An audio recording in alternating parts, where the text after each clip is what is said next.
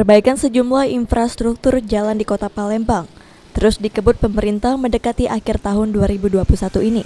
Akan tetapi perbaikan jalan di beberapa titik justru membuat masyarakat dan pengguna jalan resah. Seperti di salah satu titik perbaikan ruas jalan Soekarno-Hatta, Siring Agung, Kecamatan Ilir Barat 1, Palembang. Warga sekitar perbaikan jalan, Yanti mengatakan, semenjak dimulainya proses perbaikan, di mana ruas jalan ini dikeruk, membuat para pengendara harus ekstra hati-hati ketika ingin melintas, terutama pengendara kendaraan roda 2. Pasalnya, jalan Soekarno-Hatta ini menjadi licin, bergelobang, serta berlubang. Bahkan dengan kondisi ini, pada hari Senin 8 November 2021 lalu, belasan pengendara roda 2 terjatuh dalam kurun waktu 1 jam saja.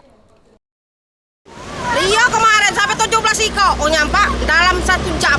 Dalam 1 jam? Dalam 1 jam itu 17 iko.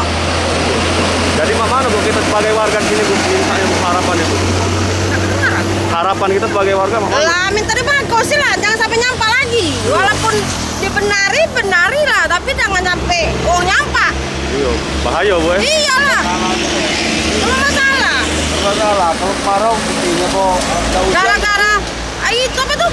Jalan jadi uang banyak celaka. Rata-rata yang nyampak ini pemotor kalau Motor kalau. Mobil banyak ada terpater tak? Mobil mobil aman. motor itulah. Iya. Malam ya biasanya. Malam apa siang? Kita jam 5. Jam 5 sore ya. Sore jam 5. Malam juga pernah kejadian. Nah, malam juga aku tak tahu kalau malam, aku tahunya sore. Oh, iya. Sore kemarin dalam sejam tuh ada 17 iko.